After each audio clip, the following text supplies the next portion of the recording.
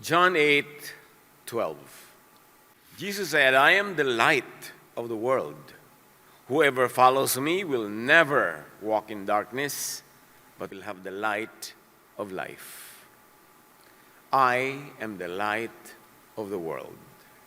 Turuan niyo kami, Panginoon, maunawa ang malalim na kahulugan nito. At kung paano magiging epektibo sa aming buhay ang inyong liwanag. Sa ngayon, payapain niyo po kami, patahimikin, bigyan ng isip na mapanuri upang tumanggap ng inyong paliwanag. Mangusap kayo, Ama. Kayo po ang tinig na nais naming marinig, walang iba. Dalangin namin ito sa ngalan ng iyong anak na si Jesus. John 9:1-3. He saw a man blind from birth. His disciples asked him, Rabbi, who sinned, this man or his parents, that he was born blind? Neither this man nor his parents sinned, said Jesus. But this happened so that the works of God might be displayed in him. Loaded itong sentence na to ni Jesus. Kasi ang mga tao nun, puro issues of sin, puro blame. Wala tuloy silang awa. Pag may kasakit ka, may kasalanan ka kasi. Pinanganak ka pa lang, masama ka na. O kaya kasalanan niya ng mga magulang mo na lumipat sa iyo, ang parusa. So dahil doon, hindi na sila nagkakaroon ng habag. Parang nagkakaroon pa sila ng rejoicing na nagdurusa ka kasi deserve mo. Noon, sa frame of mind ng mga tao, lalo ng mga relihiyoso, sa panahon ni Jesus, at hanggang ngayon naman, pag may nangyayaring hindi masaya, hindi mabuti, hindi maganda, hanap agad kung sino ang may kasalanan. But Jesus shifts the question from guilt to grace, from accusation to restoration. Sabi niya, yan ay naganap upang makita ng sandaigdigan ang gawain ng Diyos. Jesusness is this: when we see suffering, shift from blame to compassion, from accusation to help. Huwag natin gawing lisensya yung ating ideas of righteousness para baliwalain ang pagdurusa ng kapwa. In fact, para pa nga lalo silang pahirapan ng loob dahil sinisisi pa natin at kadalasan naninisi tayong kasalanan mo yan para mawalan tayo ng pananagutang tumulong o para makawala tayo sa connection sa kanila para tumulong. John 9:6-7, sa pagpapatuloy, after saying this, na hindi kasalanan ng taong siya'y bulag at hindi rin kasalanan ng kanyang magulang, Jesus spit on the ground, made some mud with the saliva, and put it on the man's eyes. Go, wash in the pool of Siloam. So the man went and washed and came home seeing. Gumawa si Jesus ng putik na pinaghalong laway niya at lupa. Itinapal sa mata ng bulag na ito at sabi niya, maghugas ka doon sa pool of Siloam, na pininiwalaan ng marami noon na mayroong mga nakapagpapagaling, nakapangyarihan ng tubig. Pumunta nga itong lalaking ito, sumunod sa utos ni Jesus, naiintindihan man niya o hindi. Naghugas siya sa paliguan na yon at nakakita siya. Sa isang araw lang ito, all in a day. The man steps into light by responding to Jesus. Napakarami na siguro itong hinanap na lunas, pinuntahan, hininga ng payo, ng tulong, ng reseta. Pero ngayon, sa ginawa ni Jesus, siya ay nakakita. Let's always do something practical to help. Siguro hindi natin magagawa yung ginawa ni Jesus na naglagay ng laway at putik at pinagaling yung bulag. Pero kung meron tayong kakilala na malabo ang mata at walang pambili ng salamin, yung ba namang ibili natin siya o mag-ambag tayo maibili siya, it's that the same spirit. We do something practical para makakita siya o makakita siya ng mas malinaw. Sumunod sa turo ni Jesus. Kahit small steps lang sa simula. Lalong-lalo sa mental and spiritual sight. Bulag ang sandaigdigan. Kinakatawan ng taong ito. Kaya sabi ni Jesus, wala siyang kasalanan. Walang kasalanan ng mga magulang niya. Ito ay naganap para ipakita ngayon ang kapangyarihan ng Diyos para sa buong sangkatauhan.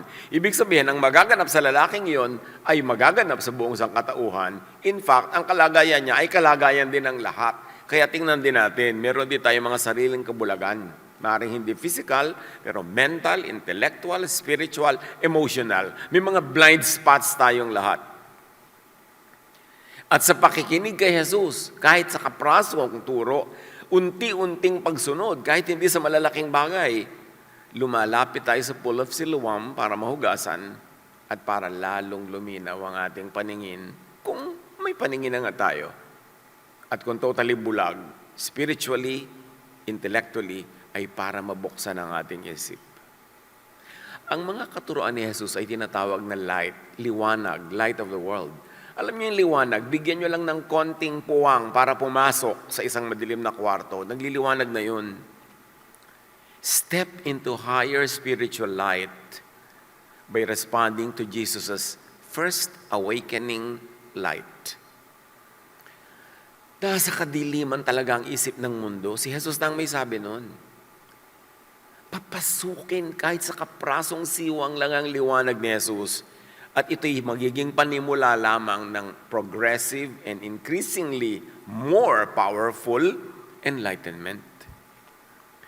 Pero kung meron palang konting ideya na pero kontra na sa dati nating nakasanayang marinig, kontra sa ating common sense, itatanggihan na natin agad, galing kay Jesus, paano tayo magkakaroon ng liwanag?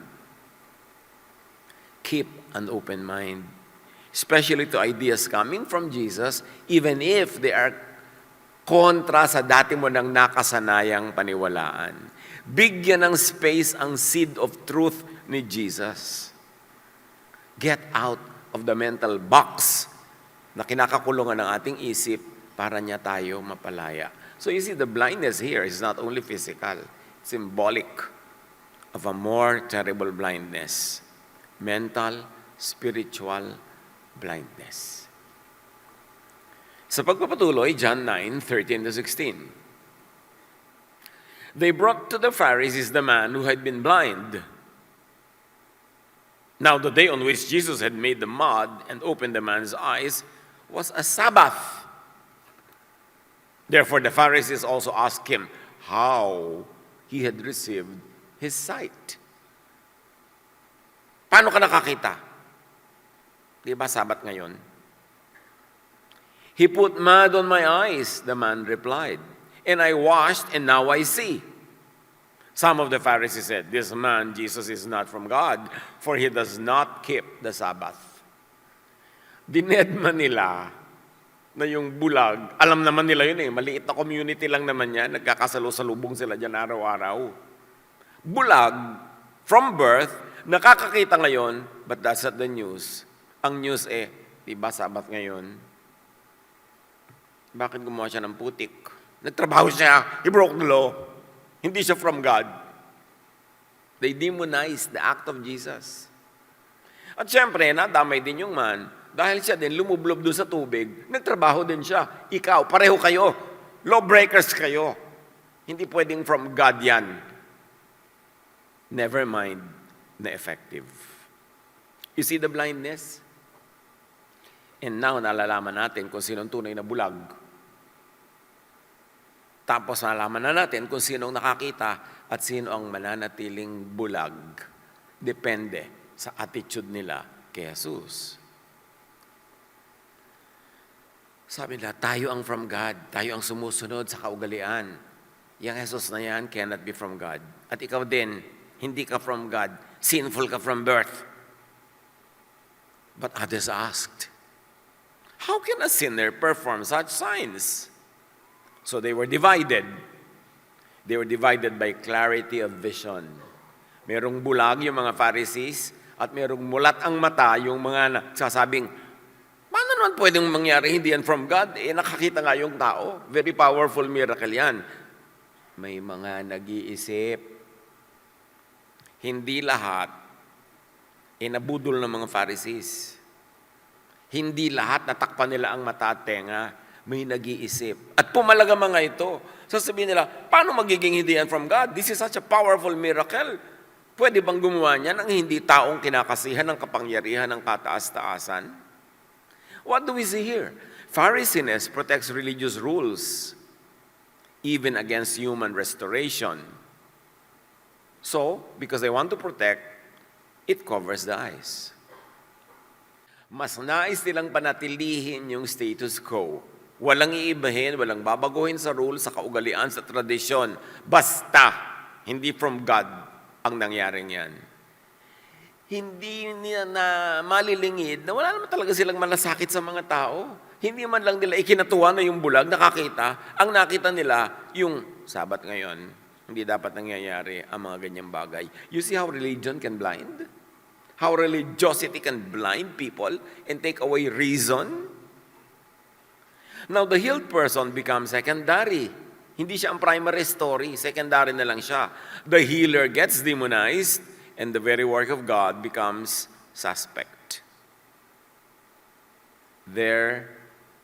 And this is a crisis of interpretation. A closed framework resists reality because and when that reality threatens control. The Pharisees, the teachers of the law, the priests, the religious leaders had complete control over society, over the nation, over individuals, communities, and families. Now suddenly, makakalog yung control na yon because Jesus heals on a Sabbath. What does it mean? Na pwede naman pala.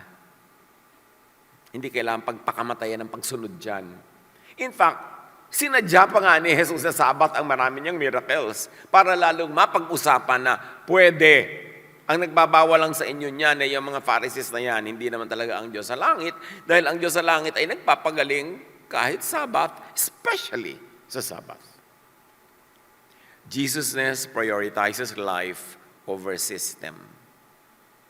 Mas mahalaga kay Jesus, mas mahalaga sa Jesusness ang kapakanan ng tao, hindi yung technical obedience to tradition. Kaya nga, sabi niya, that it's not from God. Tulad din nung sinabihan si Peter ng voice from heaven, kumain ka niya mga bumababa na yan, ng mga hayop galing sa taas. So, hindi po ako pwedeng kumain ng unclean thing.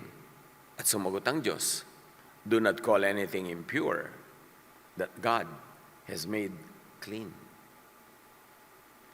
Ako na nga nagsasabi, kainin mo, magkangatwiran ka pa dyan, hindi po ako pwedeng kumain ng unclean. Ano palagay mo sa akin? Pinapakain kita ng unclean? Ano pong ibig niyo sabihin? Hindi talaga to unclean? Yun nga. Kaya ako nga ipinapakain sa'yo. Paano po yung sabi ng mga Pharisees na unclean to? Di mamili ka kung kanino ka makikinig, sa Pharisees o sa akin. When religious rules conflict with healing a person, people of God choose restoration. Ano man yun ang makakapagpanumbalik ng sigla, lakas, kalusugan, dangal ng tao, yun ang piliin, hindi technical religiosity. Consider the facts on the ground. Gumaling na nga iko-contest mo pa. On grounds of technicality, Sabbath ngayon. In the story, evidence is ignored when it challenged position carved in stone. Siyempre, nakataga sa bato yung kanilang mga tradisyon Hindi pwedeng ibahin. Nakasulat yan sa bato, nakauka sa bato, walang papalitan. Kaya noong pa man, ina-address na to ng kataas-taasan. Sabi niya sa Ezekiel 36:26, ang titigas ng puso nyo, ang titigas ng mga paninindigan ninyo, I will give you a new heart and put a new spirit in you. I will remove from you your heart of stone and give you a heart of flesh. Galing mismo sa bibig ng Diyos, inusal ng propeta, gagawin ko ang puso niyong malambot, mabuti, mabait, papalitan ng pusong pinatigas ng mga panindigang itinaga sa bato. Bibigyan kayo ng bagong puso at kaisipan, ng katuruan, ng bagong teacher, para makita nyo kung ano ang tunay na nanggagaling sa kataas-taasan. Kaya sabi ng Hebrews 1:1-2, in the past, God spoke to our ancestors through the prophets at many times and in various ways. But in these last days, He has spoken to us by His Son. Sabi nung araw, mga nadidinig natin, anas-anas, bulong-bulong, kapra-kapraso, puta-putake, galing sa mga kung sino-sino. Pero ngayong last days, meaning last days of mental darkness, last days of katigasan ng puso, last days of pagmamatigas ng pusong bato, diretso na tayong kinausap ng Ama through His Son. Anong ibig sabihin nun? Gawing batayan, gawing final authority, si Jesus. As if kailangan pang i-memorize yan. Pag may katuruan, ang mga kung sino-sino na kontra sa katuruan ni Jesus, alam nga naman yung kung sino-sino sundin mo. Pag sinasabi ng mga Pharisees na Sabat ngayon, hindi pwede. Pero nagpagaling si Jesus, alam nga naman doon ka sa mga Pharisees makinig. Pero hanggang ngayon, nangyayari pa yung pagdadalawang loob ng mga tao. Pagka ang mga naririnig nilang katuruan ni Jesus, kahit directly quoted from the Gospels, from Jesus, nagdadalawang loob pa rin sila kung sino susundin, kung ito ay salungat sa mga nakasanayan nilang sundin. So this story of the blind man is also our story. Tayo din yung bulag at tayo din yung pwedeng magkaroon ng sight. Although pwede rin tayong maging Pharisee, manatiling bulag dahil ipagpipilitan natin ang kaugalian at nakasanayan. Jesus is the image of the invisible God, sabi ng Colossians 1:15. Yung kataas-taasan, invisible, naging visible through Jesus. So huwag na tayong manghula kung ano ang kanyang kabuuan, ano ang kanyang katangian, kasi ipinakita ng lahat ni Jesus sa kanyang gawa, sa kanyang salita, sa kanyang mga katuruan. Not someone else, not anyone else ang image ng Diyos, kundi si Jesus. The Son is the radiance of God's glory and the exact representation of His being. Hebrews 1:3. God's final and clearest self-disclosure is Jesus. Kaya obviously, kay Jesus sumunod. Turo ni Jesus ang pakinggan at turo ni Jesus ang ituro sa iba. A closed religious system becomes blind to what is new. In fact, allergic yung closed religious system sa anything new. Kasi baka maiba yung power structure, mawala ng kapangyarihan at impluensya, yung mga nag-e-enjoy ng power. Pero lahat ng kay Jesus ay new. New Testament, New Covenant, New Command, Love, puro new. Everything is new in Jesus, kung saan allergic yung mga mahilig sa old. A closed religious system resists truth when truth challenges control. Kasi ang Pharisaic religiosity, yan ang number one lagnat, control. Dapat control ang isip mo, control ang gawa mo, ang kilos mo, ang buhay mo. Pero hindi ganun si Jesus. And this results even in a very obvious proof of power. So a closed religious system preserves itself even against solid, practical evidence, even scriptural evidence. Kaya nga kahit may katuruan si Jesus sa Gospels, ipagpipilitin pa rin nilang iba, yung mga ibang katuruan na kung saan-saan galing. Siyempre, kung agree naman sa turo ni Jesus, edi good, go. Pero kung salungat, alam na natin na dapat i-Jesus filter yan. Dapat ang manaig ay yung katuruan ni Jesus. Pharisees rejects Jesusness, to say the obvious. Kasi naiiba yung power structure.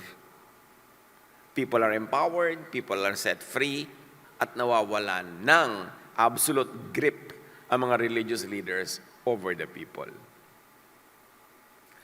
Kahit may mabuting nangyari, hindi ito matanggap ng Pharisees dahil hindi galing sa nakasanayan at lalo namang hindi galing kasi sa kanila. Pag hindi galing sa kanila yung magandang nangyari, ire-reject nila yon, i-demonize pa. Kaya ang major project ng Pharisees, magsara, magkulong ng isip ng mga tao.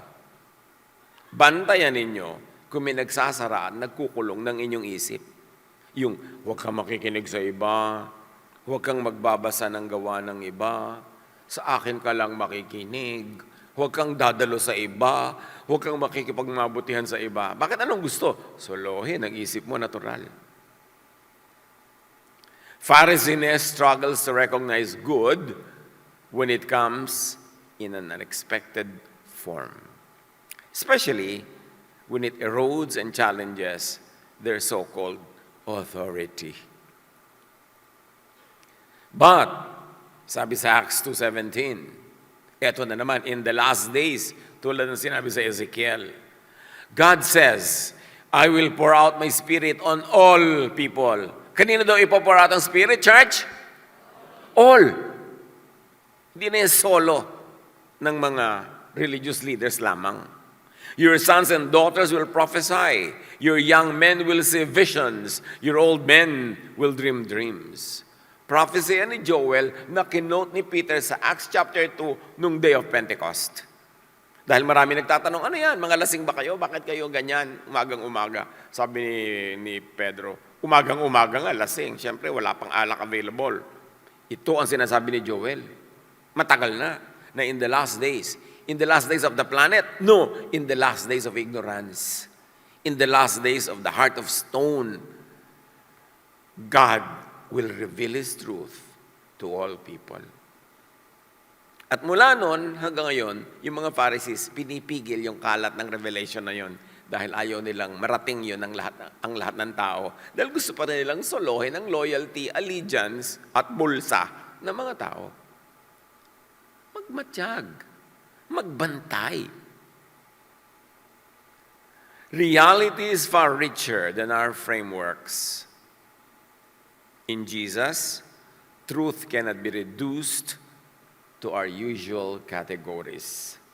Hindi pwede, hindi dapat na ikahon si Jesus. Hindi pwede at hindi dapat paluhurin si Jesus sa kahon ng Pharisees. Hindi dapat piliting pagkasyahin si Jesus sa maliliit na kahon ng Pharisees. Baligtad.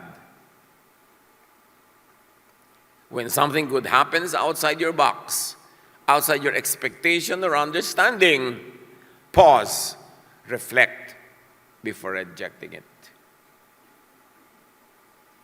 Pag parang hindi ko yata ito naintindihan, nakaka-nosebleed. Bleed pa more.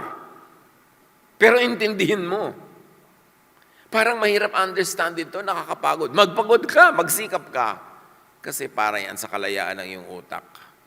Don't be comfortable in so-called comfort zones. No one grows inside their comfort zone.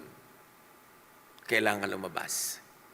Kailangan magbanat ng buto, magbanat ng utak, paganahin ang mga neurons ng iyong brain para makalaya sa mga kamangmangan at kadiliman at kakitiran dahil kay Jesus may kalayaan at may pagpapalaya.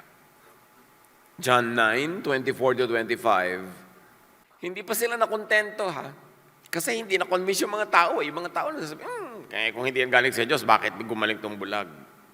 Ayaw nila nung ganong conclusion na hindi sila yung nagwagi ng clearly. So, ipinatawag uli si bulag na nakakakita na. Kailangan ulitin ang accusation. Kailangan ulitin kasi walang nakukonvince. A second time, they summoned the man who had been blind. Give glory to God by telling the truth. Ginamit pa ang God, Give glory to God by telling the truth. Alam niyo yung word na God, truth? Ang daling gamitin as weapons. Ano ba yung truth? Kaya nga sabi ni Pilate, what is truth? Yung nagsasabi, ako ang truth, si Jesus yun. Pero yung nagsasabi, outside of Jesus, kailangan mo suriin yan.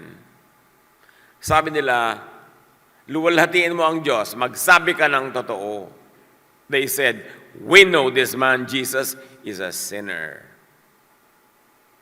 Talaga, alam nila yun. Paulit-ulit na paggiit ng point nila. Kasi kailangan pasamain si Jesus para sila bumuti. Kailangan ibaba si Jesus para mataas yung Pharisees. Kailangan baliwalain yung ginawa ni Jesus para bumalik sa Pharisees ang tiwala ng mga tao. Sabi niya, this man is a sinner. Sumagot yung lalaking dating bulag. He replied, whether this a man is a sinner or not, I don't know. Sino ako para malaman yan? Sino kayo para malaman yan? One thing I do know, I was blind, but now I see. Yung malay ko kung makasalanan siya. Hindi ko alam yan. Pero may alam ako. Dati akong bulag. Ngayon nakakakita na ako. Yan ang alam ko. They were pressing the witness to agree with an already fixed judgment that Jesus is a sinner, that act came from the devil, not from the God in heaven. Pinanindigan ng tao. Imagine nyo, isang dating bulag from birth, therefore, hindi yan yung matatawag mo nagkaroon ng oras para mag-aral, magpakadalubhasa, magpakatalino. Pero pinanindigan yung malinaw na katotohanan.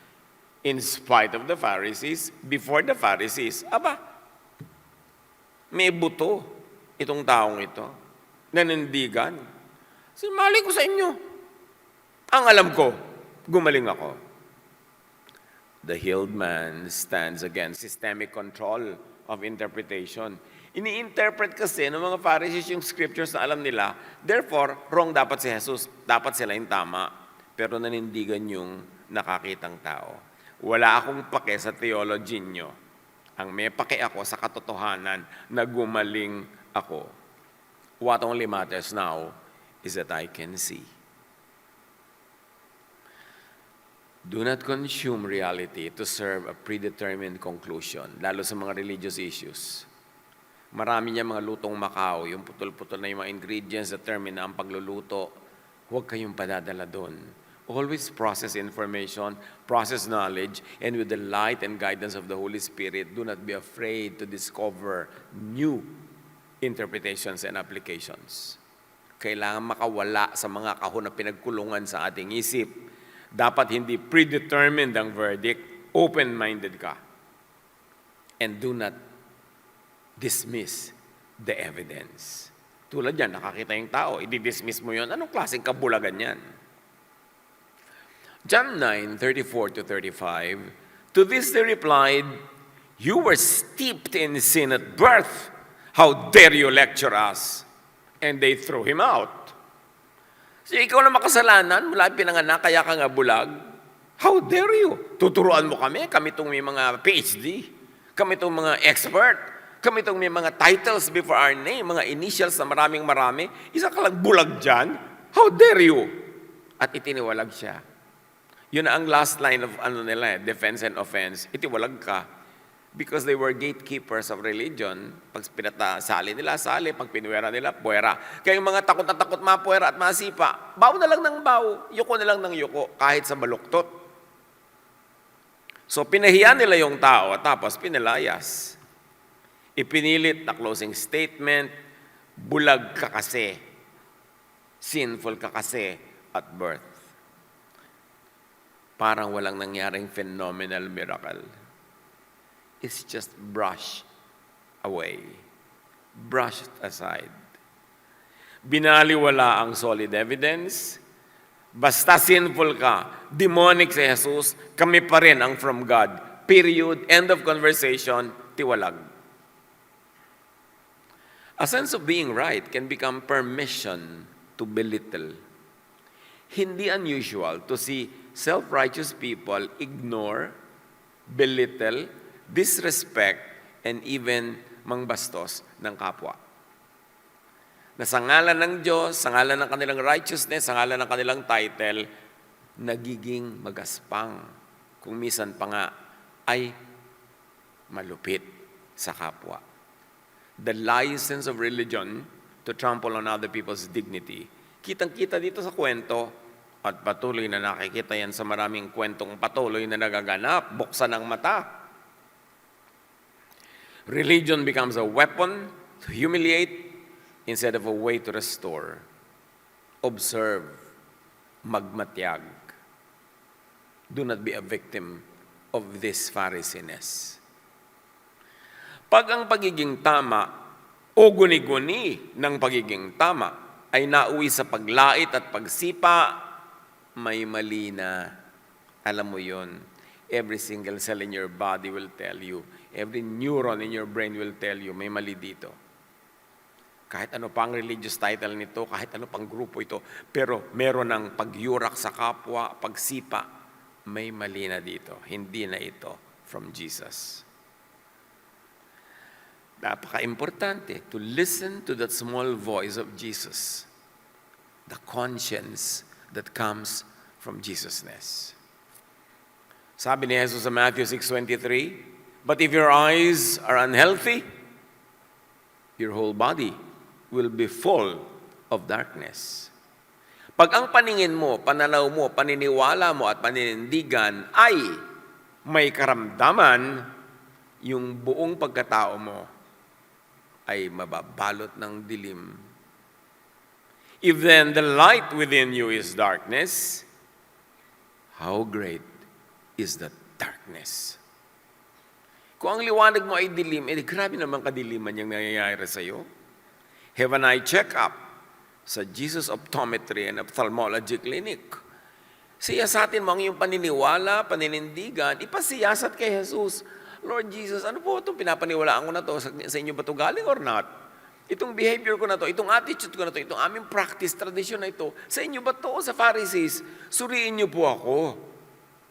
Dapat nagpapasuri. Huwag matigas ang ulo. Let Jesus change our heart of stone into a heart of flesh. So do not use your truth to humiliate. Hindi ko sa palagay mo, hawak mo yung truth at truthful ka, ay may lisensya ka na manglait, mangyurak ng kapwa. Jesus respects people. Kahit ano pang kalagayan nila, kahit saan sila galing. At yun ang model natin. John 9:35, nabalitaan ni Jesus yung nangyari na itinawalag, sinipa yung tao. Hindi ka na pwedeng umattend sa synagogue, hindi ka na pwedeng umattend dito, alis ka na. Bakit po? Nakakita ka eh. Kasi pinagpipilitan mong hindi makasalanan si Jesus, puwera ka na. Jesus heard that they had thrown him out. And when Jesus found the man, he said, "Do you believe in the Son of Man?" "Lord, I believe." And he worshipped him. Jesus said, "For judgment I have come into this world, so that the blind will see, and those who see will become blind." Remember, sabi ni Jesus, ito'y naganap, hindi dahil makasalanan siya o makasalanan ng magulang niya, ito'y naganap para makita niyo ang gawain ng Diyos. At anong ginawa ni Jesus doon? He judged the work of the Pharisees, He exposed their blindness, and He exposed their mistake in considering all illnesses as coming from one's sinfulness. A man thought to be under judgment becomes the site of God's work. Siya ang naging workshop ng gawain ng Panginoon. Siya ang naging exhibit A ng kabutihan ng Panginoon. Those thought to be guardians of truth are exposed as blind. Judgment here, as Jesus says it, seems to mean revelation. It reveals who wants truth and who wants only control. Nalinaw, nagkalinawan kung sino ang sino. The presence of Jesus discloses who receives light and who resists it.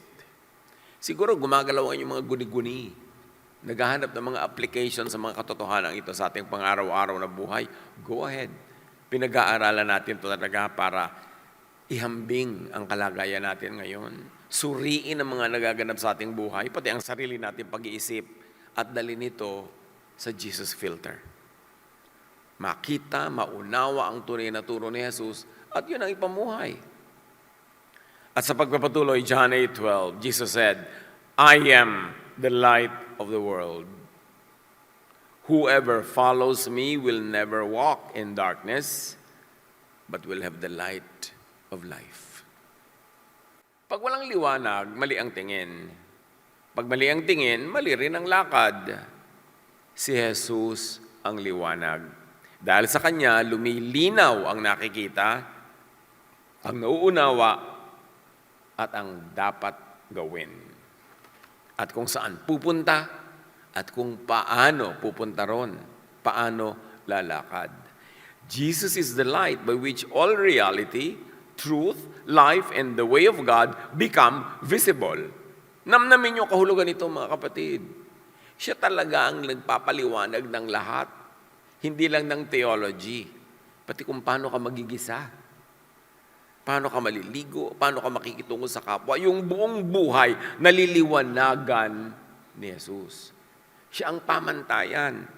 At isa lang naman ang overriding rule niya sa lahat ng yan, love. Paano naman po ako mag-a-apply ng love sa paliligo? Abi, huwag mo nang ubusin ng tubig kung isang timbalang yan. Love your kasunod pang maliligo, itinira mo na lang isang tabo. Meron kinalaman sa paliligo. Sa pagsisipilyo, piniga mo na yung buong toothpaste, wala lang natira doon sa susunod. Diba? So may love pa rin doon. Lahat. Kaya si Jesus ang liwanag ng buong sandaigdigan, maging ng ating isipan at puso. At ang pagpapaliwanag doon is His only command, love. Tulad noon, nasan yung love ng Pharisees? Nakakita na nga yung tao, nilait pa at isinipa. Nasan yung love? Hindi mahirap malaman kung alin dyan ang Jesusness, alin dyan ang Pharisees. At sabi niya, whoever follows me will never walk in darkness. And we must be careful here. Darkness is not always obvious evil. Pag sinabing darkness, hindi lang yung may sungay, may maitim na pakpak at may buntot at may hawak na tinidor. Sometimes, darkness wears the clothes of certainty. Yung sure, na sure, na sure. Madalas yun ang darkness.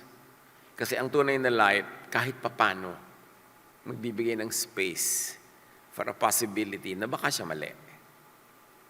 Para hindi siya maging judgmental, self-righteous, dogmatic, magbibigay siya ng space. Pero yung sure, na sure, na sure, madalas yun ang nasa darkness.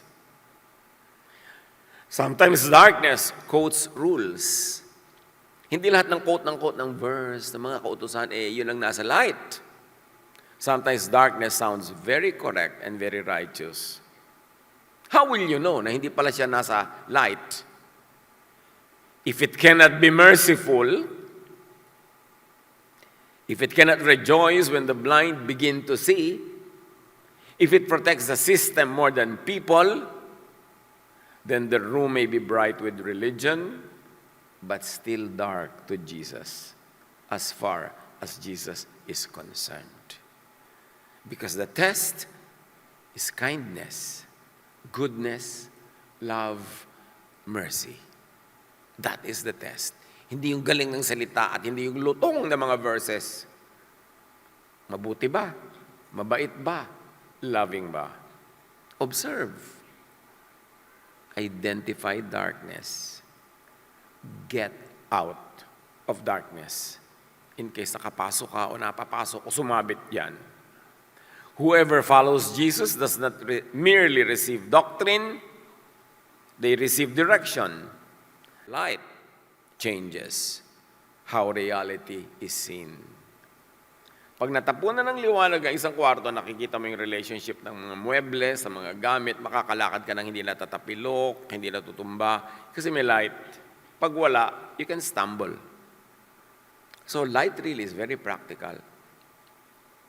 Light doesn't merely allow sight. It gives perspective, orientation, and guidance. At lalong-lalo pag pinag-aralan mo ang light sa physics, mas maunawa mo pa. Light sa biology, mas lalo pa. At light sa quantum physics, ang lalim ng maabot na yung pangunawa. Light shapes perception. It orders how reality is interpreted. It is no accident that Jesus said, I am the light of the world. Dibdibin natin ang kahulugan nun. Jesus orders how religious laws are interpreted and applied. Jesus is the final court of appeal. Jesus is the Supreme Court in matters of religion. Dapat doon sa Kanya dinadala ang lahat.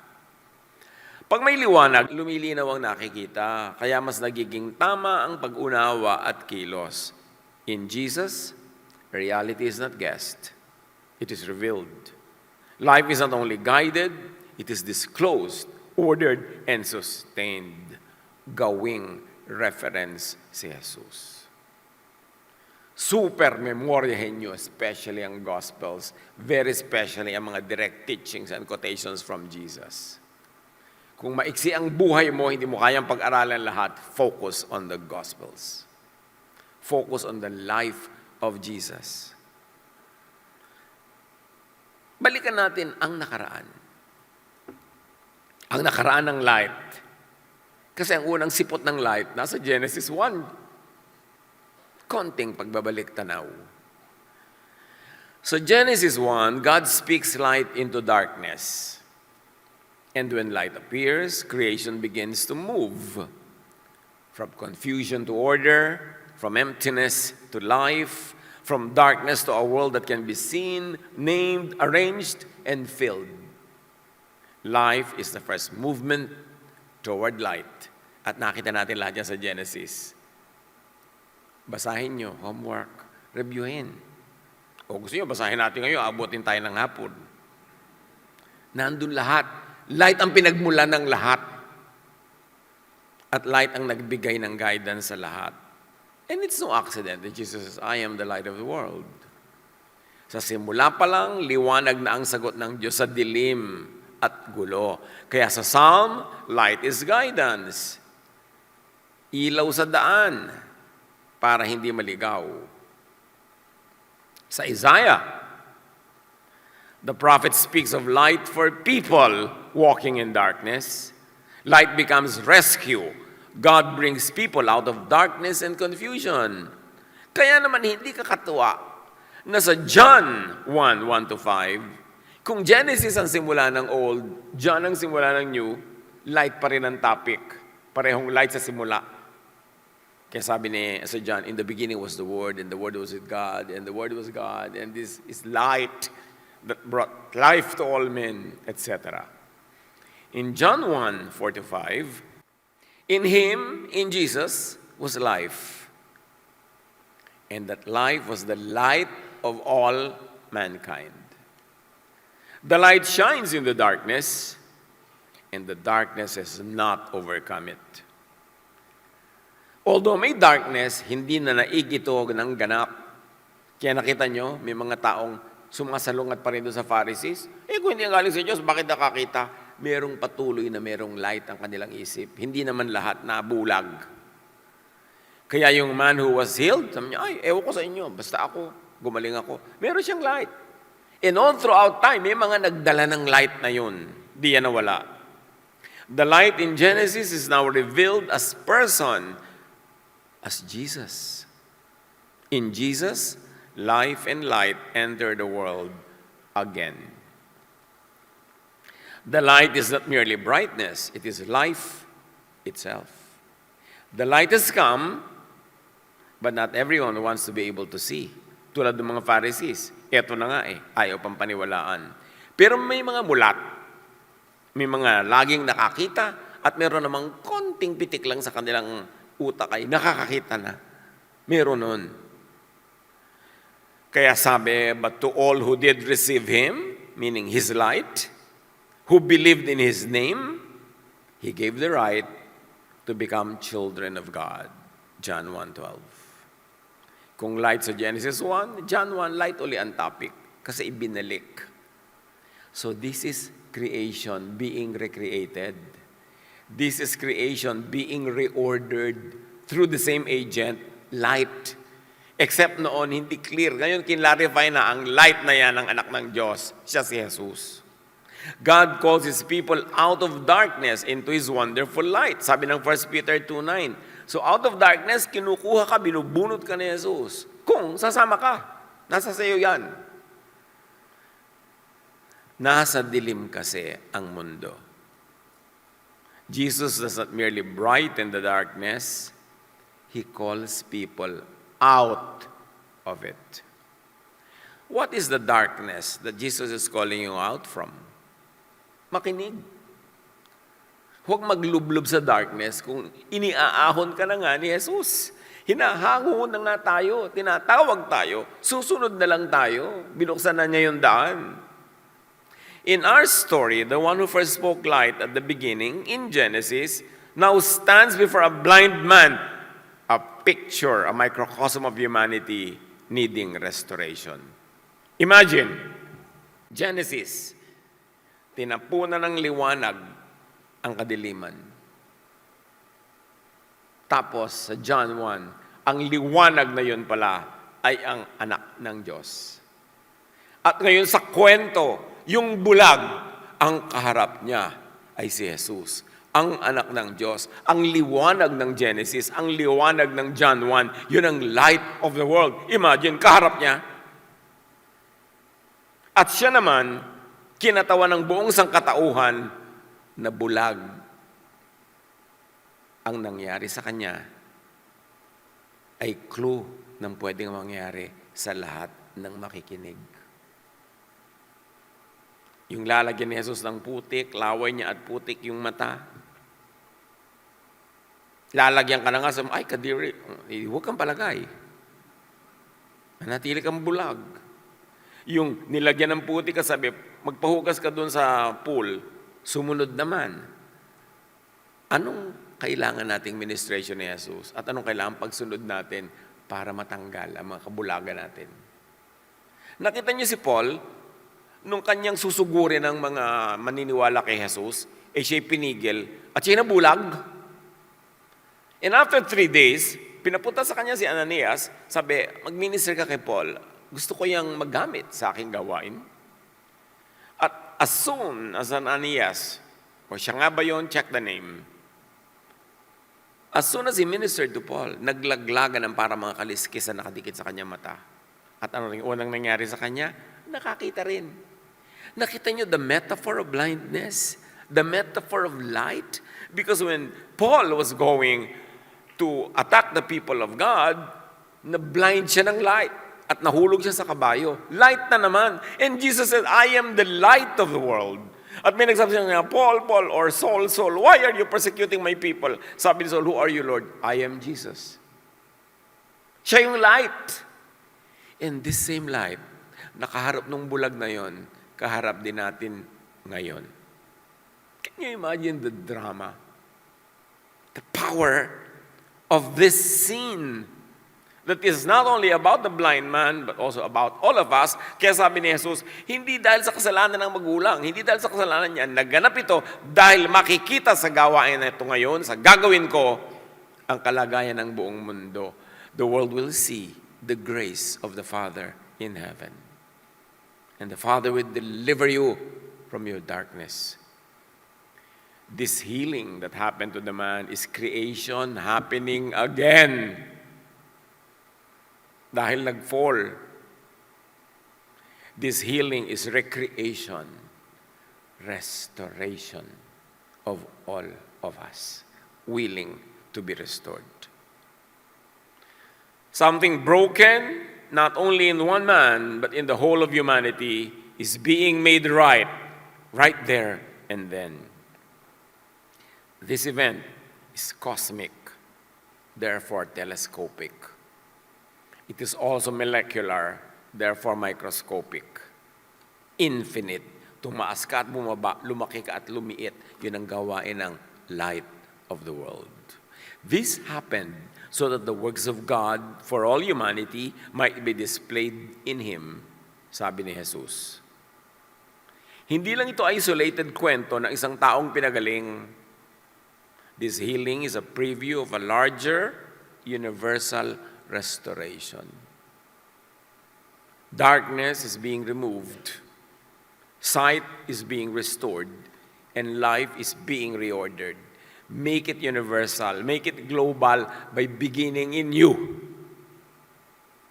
At pag naganap sa bawat isa sa atin, ang buong planeta ay maliliwanagan sa pamamagitan nating naliwanagan na.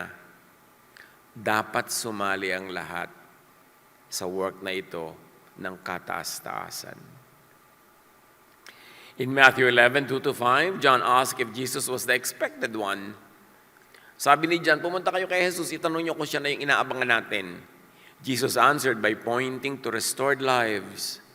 The blind see, the lame walk, the sick are cleansed, the deaf hear, the dead are raised, and the poor receive the good news. Sabi niya, tingnan niyo kung ako na ngayon. This particular event involving the blind man functions as a microcosm, a localized healing that embodies the larger claim, the larger teaching of John, that in Jesus, life and light have entered the world. And may I say, again, like light entered the world in Genesis. Follow Jesus, the light. Huwag nang mag-isip ng iba. Do not refuse the light, the healing, the correction. Isunod, ayon kay Jesus, ang reading, understanding, interpretation, and application of all other teachings. Dahil sa liwanag, hindi lang basta nakakita, mas tama ang pagbasa ng reality. In Jesus' life is not only seen clearly, it is lived rightly. Iba to know and iba to be. Sabi niya, I am the light of the world. World does not only mean the physical planet. It includes life, systems, culture, everything. Following Jesus is not only belief, it is reorientation. A new way of seeing, judging, and living. Be changed by the renewing of your mind, sabi ng Romans 12:2. Hindi pagpapalit lang ng religious label, religious membership, kundi pagpapalit ng isip. Sabi ng matatanda, paghuhunos dili. Pagbabago ng takbo ng utak. Huwag deadmahin ang Jesusness because it is everything. Ang bulag ay nakakakita, ang akalang nakakakita, ang bulag. Jesus the light now asks for a decision. Ngayon, humihingi si Jesus ang desisyon sa lahat ng nakikinig. Will we tackle suffering with blame or with compassion? Yung dadalaw ka sa may sakit, baka naman may unconfessed sin ka, sister. Huwag ka nang dumalaw. Yung may kasalanan, siguro sila, kaya nagkakaganyan. Pag kami mga nagkakandahirap-hirap ang buhay, kasi sinful. Pag ganyan ang attitude mo, magtikil-tikil ka, magkunwaring Kristiyano. Pharisee ka. Pag ganun. Huwag ka na magkunwari. Kasi dapat harapin natin ang katotohanan para tayo makapagbago eh. Habang pinagtatakbo mo yung sarili, hindi ka magbabago. Will we protect systems or restore people? Will we use truth to humiliate or to heal?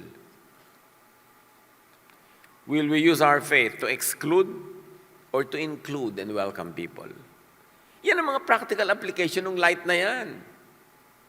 Will we defend darkness because we have learned to call it light? Or get out of it as Jesus calls? Receive the light. Follow the light. Walk in the light. Let's bow before the Lord and think about these things. The Lord is asking you to decide what to do with your darkness, what to do with the darkness around us, and what to do with the light that He offers. Be with the Lord in silent reflection.